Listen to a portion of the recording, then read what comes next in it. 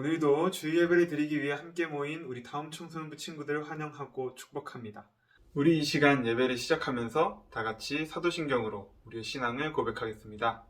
전능하사 천지를 만드신 하나님 아버지를 내가 믿사오며 그 외아들 우리 주 예수 그리스도를 믿사오니 이는 성령으로 잉태하사 동정녀 마리아에게 나시고 본디오 빌라도에게 고난을 받으사 십자가에 못 박혀 죽으시고 장사한 지 사흘 만에 죽은 자 가운데서 다시 살아나시며 하늘에 오르사 전능하신 하나님 우편에 앉아 계시다가 저리로서 산자와 죽은 자를 심판하러 오시리라. 성령을 믿사오며 거룩한 공회와 성도가 서로 교통하는 것과 죄를 사하여 주시는 것과 몸이 다시 사는 것과 영원히 사는 것을 믿사옵나이다. 아멘. 우리 함께 가사의 고백을 생각하면서 또 묵상하면서 찬양하도록 합시다.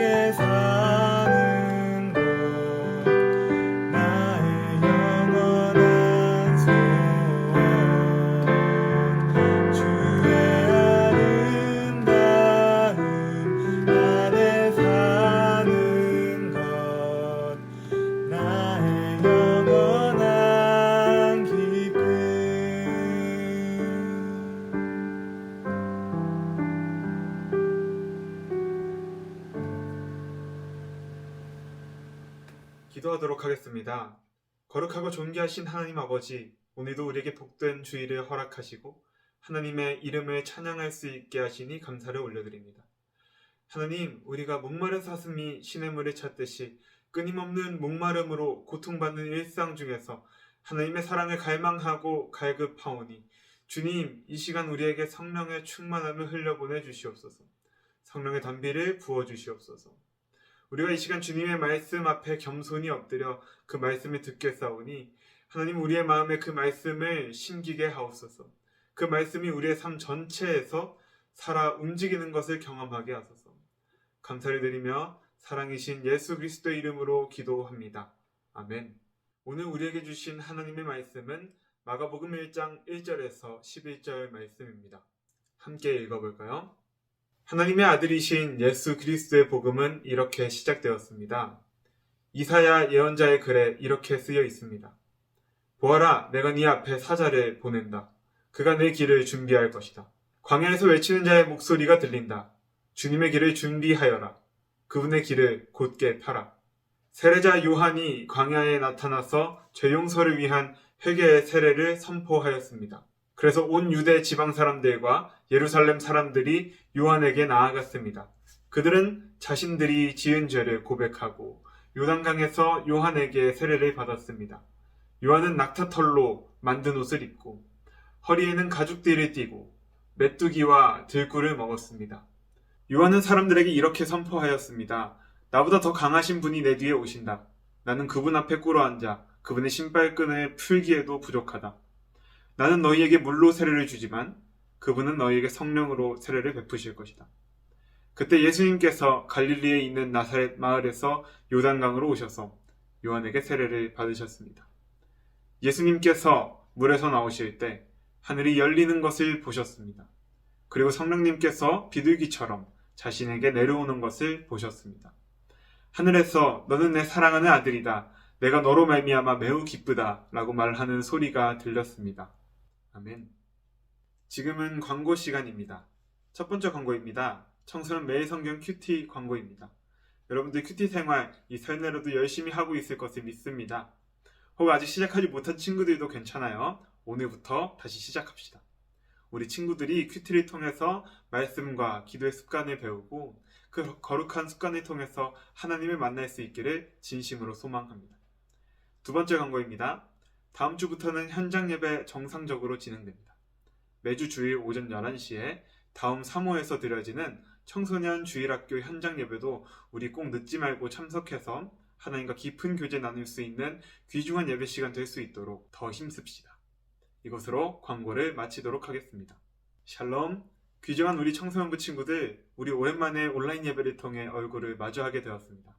오늘 우리가 한 건물 안에서 함께 있지는 못하지만 그럼에도 주어진 상황 속에서 하나님께서 기뻐하시는 예배를 드리기 위해서 온 힘을 다해야겠죠? 우리 이 길지 않은 시간 하나님의 음성에 더 간절히 집중할 수 있기를 소망합니다.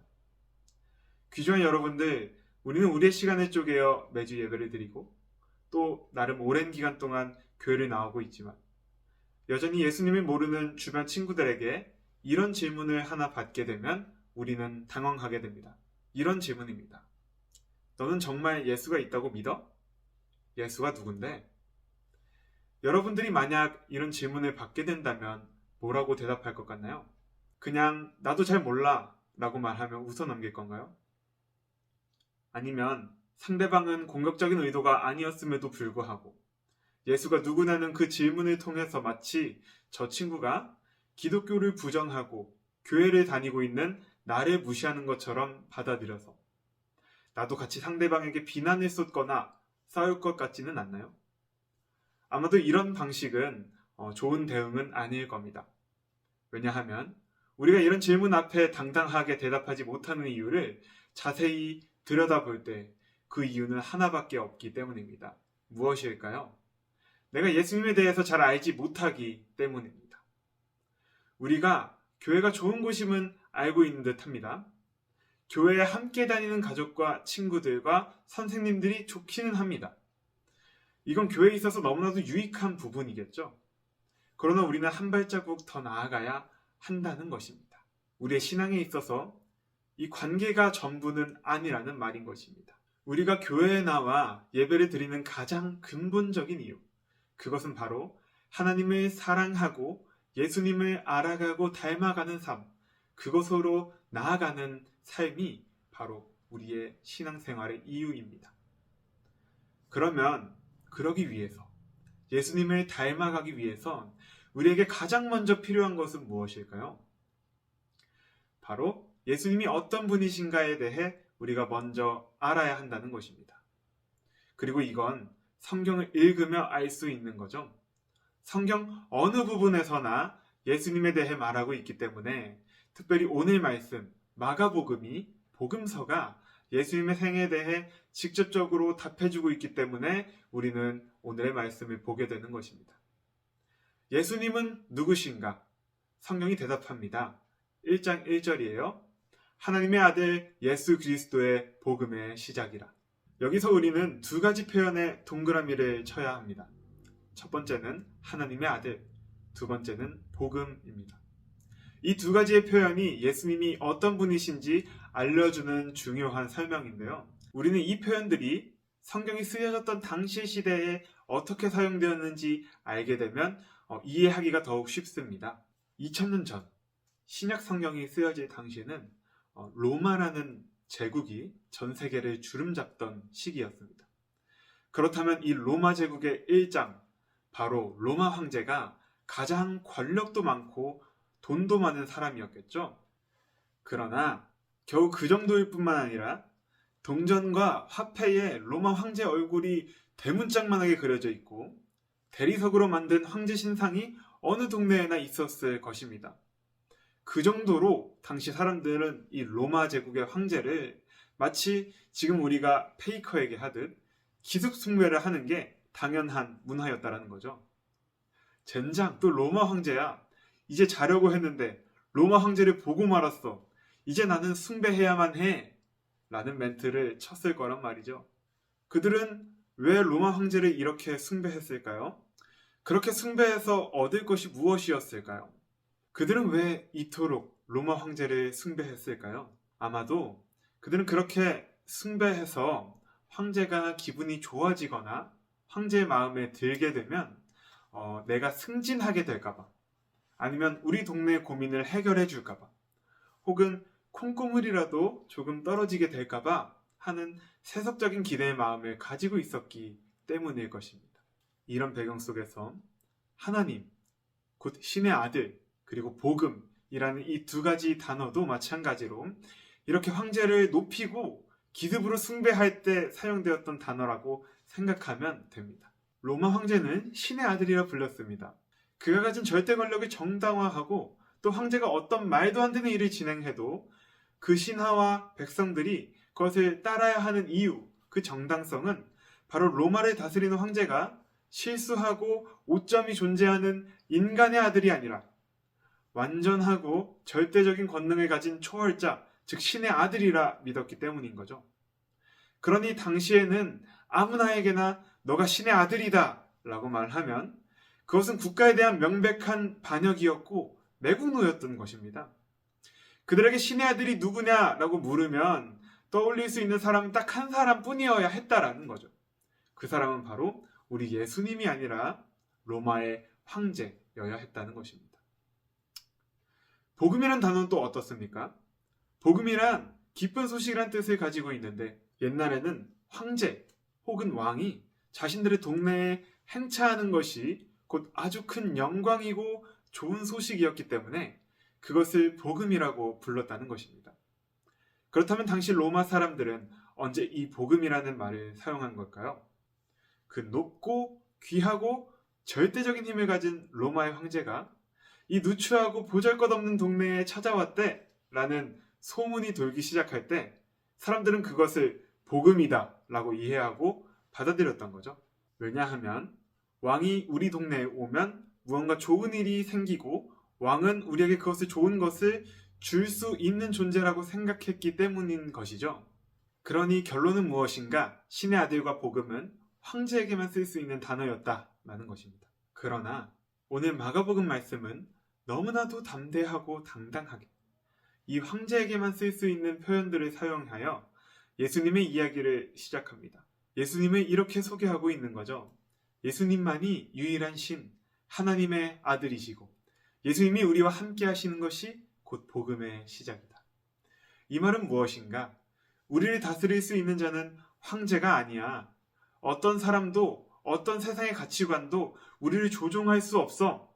우리를 통치할 수 있는 유일한 존재는 오직 한 분, 예수님 뿐이시다. 예수님이 곧 우리의 왕으로 오셨다.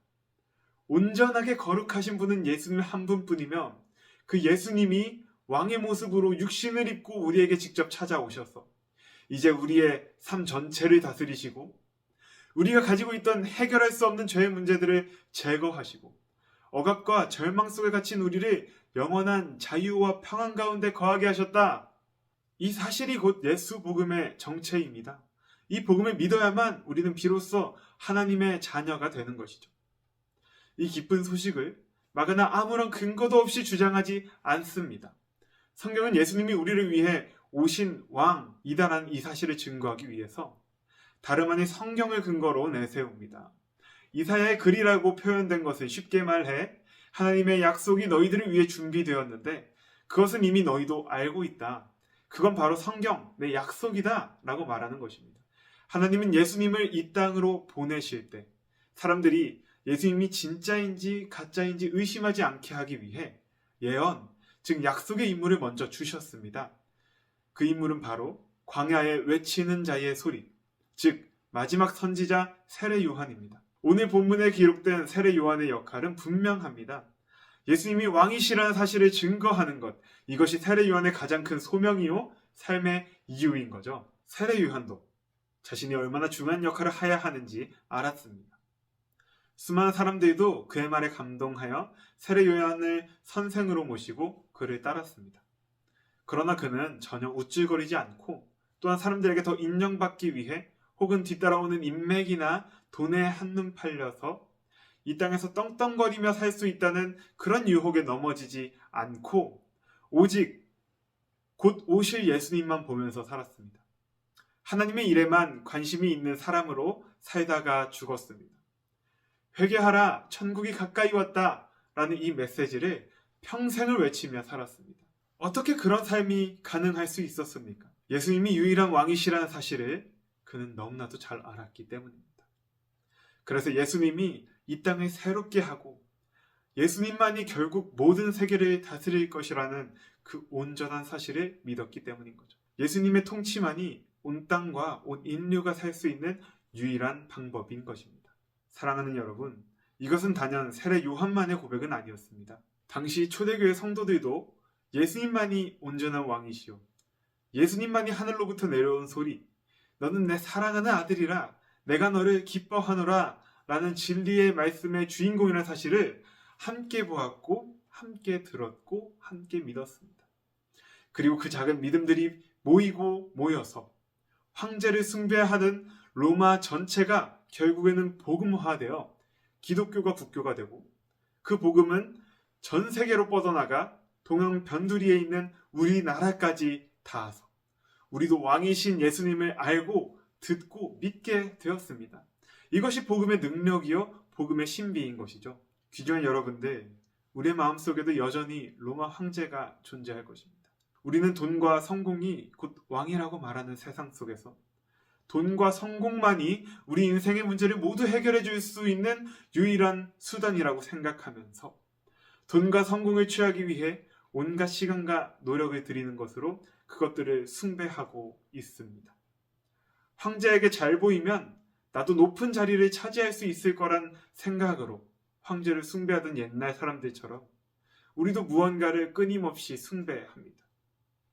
그것이 나를 높은 자리로, 풍요의 자리로 인도해 줄 거라 생각했지만 결국 폭군이 되어버린 로마 황제처럼 나를 만족시키지 못하고 오히려 가진 것을 잃게 될까 두려움에 떨게만 하는 줄도 모른 채 말이죠. 하지만 참된 왕이신 예수님은 세속의 왕, 로마의 황제와는 완전히 다른 방식으로 우리를 통치하신다고 말씀하십니다.